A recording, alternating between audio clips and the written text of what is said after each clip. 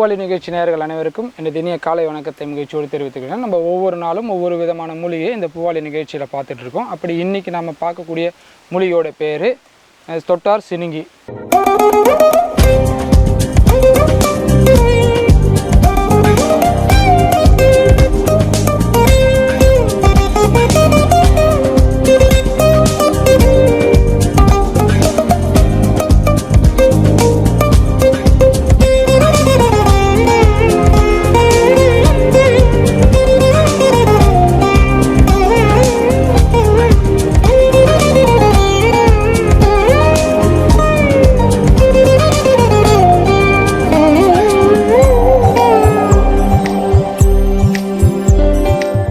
இதற்கு மிமோசா புடிக்கா அப்படின்னு சொல்லக்கூடிய தாவரவியல் பேரையும் மிமோசாசியே அப்படின்னு சொல்லக்கூடிய தாவர குடும்பத்தையும் சார்ந்தது.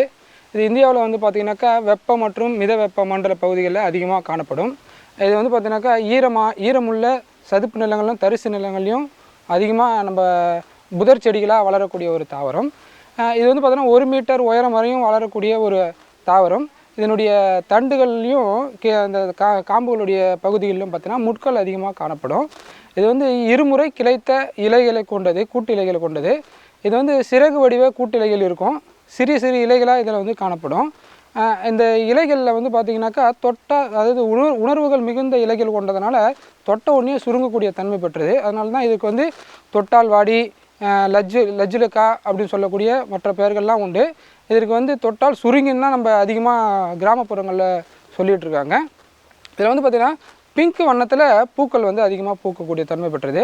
இதனுடைய விதைகள் அப்படின்னு பார்த்தீங்கன்னா தட்டையாக காணப்படும், சின்னதாக தான் இருக்கும். அதனுடைய விதைகளுடைய உரைகளில் பார்த்திங்கனாக்கா முட்கள் போன்ற வளரிகள் அதிகமாக காணப்படும். இது பார்த்தீங்கன்னாக்கா ஆண்டு முழுவதும் பூக்கக்கூடிய தாவரம். அதனுடைய விதைகள் 3 முதல் 5 விதைகள் அதனுடைய தாவரத்தில் காணப்படும். இது முழுக்க இதனுடைய இலை, வேர் இதெல்லாம் பார்த்தோன்னா மருத்துவ குணம் பெற்றது. இதனுடைய இலைகளுடைய கஷாயத்தை நம்ம அதிகமாக எடுத்துட்டாலும் அது மருத்துவ குணம் உண்டு. இதனுடைய வேர்கள் அப்படின்னு எடுத்துட்டாலும் அது மருத்துவ குணம் உண்டு. இது வேரில் எப்படி நம்ம எடுக்கலாம்னு கேட்டால், இதனுடைய வேரை நல்லா இடித்து அதை ஒரு சட்டியில் போட்டு கால்படி தலை ஜலம் விட்டுருணும்.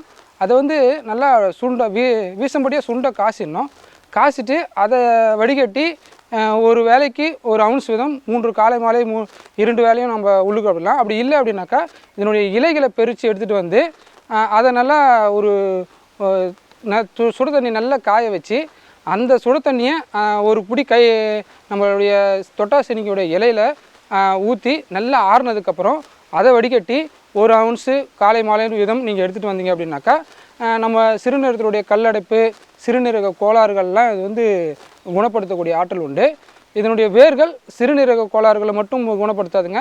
அதாவது தாரை இப்போ நம்மளுக்கு புரை புண்ணு சொல்லுவாங்க, அதாவது ரொம்ப ஆறாத புண்ணுலாம் இருக்குது பார்த்திங்களா, அதை ஆற்றக்கூடிய சக்தி இதனுடைய வேருக்கு உண்டு.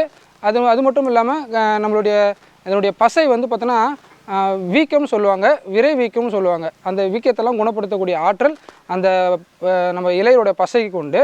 அது மட்டும் இல்லாமல் இந்த வேர் சிறுநீரக கோளாறுகள் எல்லாத்தையுமே குணப்படுத்தக்கூடிய ஆற்றல் உண்டு. இதனுடைய இலையையும் வேரையும் நல்லா காய வச்சு சூரணமாக ஆக்கி ஒரு விறகு நடை பசுவின் பாலில் கலந்து நீங்கள் தினமும் உள்ளுக்கு சாப்பிட்டு வந்தீங்கன்னா மூலம் பௌத்திரம் சொல்லக்கூடிய வியாதிகள் குணமாகும். அது மட்டும் இல்லாமல் அதை அதனுடைய பசையை நீங்கள் பார்த்தீங்கன்னாக்கா நம்ம மூலமும் பௌத்திரமும் அந்த உள்ள ரணமாக இருக்கும், புண்ணாக இருக்கும். அதுக்கு அந்த இலையினுடைய பசையை நீங்கள் அரைச்சி அதில் தடவினீங்க அப்படின்னாக்கா அது ஈஸியாக குணமாகியும் ஆறிடக்கூடிய தன்மை பெற்றது. அது மட்டும் இல்லாமல் இதனுடைய இலைகளுடைய பசைகளை நீங்கள் அரைச்சி விரைவாதம் அது உள்ள மூட்டுகளில் பார்த்தோன்னா அங்கங்கே பிடிச்சிக்கிட்டு இருக்கும். அதுக்கெல்லாம் அதனுடைய பசையை மேலே போட்டு கட்டிட்டு வந்தீங்கன்னா ஈஸியாக குணமாகக்கூடிய ஆற்றல் உண்டு. இதனுடைய இலை சாற்றை ஒரு நல்லா அரைச்சி அந்த சாறு எடுத்து பஞ்சில் துவைச்சி நீங்கள் ஆறாத ரணங்கள் எல்லாம் பார்த்தீங்கன்னாக்கா மேலே வச்சு கட்டினீங்க அப்படின்னாக்கா ஈஸியாக ஆறக்கூடிய தன்மை பெற்றது. இதனுடைய இலையை சாறு எடுத்து அதை நல்லா ஒரு சட்டியில் போட்டு நல்லா காசி உள்ளுக்கு சாப்பிட்டு வந்தீங்க அப்படின்னாக்கா உங்களுக்கு நம்ம வயிற்றில் இருக்கக்கூடிய புண்கள், அழுக்குகள், மலங்கள் எல்லாமே வெளியே வரக்கூடிய தன்மை பெற்றது. இதனுடைய இலையை சமூலத்தை நீங்கள் பசையாக்கி தினமும் உள்ளுக்கு சாப்பிட்டு வந்தீங்க அப்படின்னாக்கா உங்களுக்கு வாத சம்பந்தமான நோய்கள்லாம் குணமாகக்கூடிய தன்மை பெற்றது. அவ்வளோ அற்புதமான ஆற்றல் இந்த நம்மளுடைய அற்புதமான மூலிகையான தொட்டார் சினுங்கி உண்டு. இதை நீங்கள் வேரோடு பிடிங்கி எடுத்துகிட்டு நீங்கள் வீட்டில் நட்டு வளர்க்கலாம். அப்படி இல்லை அப்படின்னாக்கா அதனுடைய விதைகள் கிடைச்சாலும் எடுத்துன்னு வந்து ஒரு தொட்டிலையோ அல்லது ஒரு பாலித்தீன் கவர்லையோ போட்டு நீங்கள் வீடுகள்லையும் தோட்டங்கள்லையும் இல்லை மாடி தோட்டங்கள்லையும் வச்சு வளர்க்கலாம். இதை வளர்க்கும்போது இது பார்க்குறதுக்கு ரொம்ப அழகான செடியாகவும் இருக்கும்.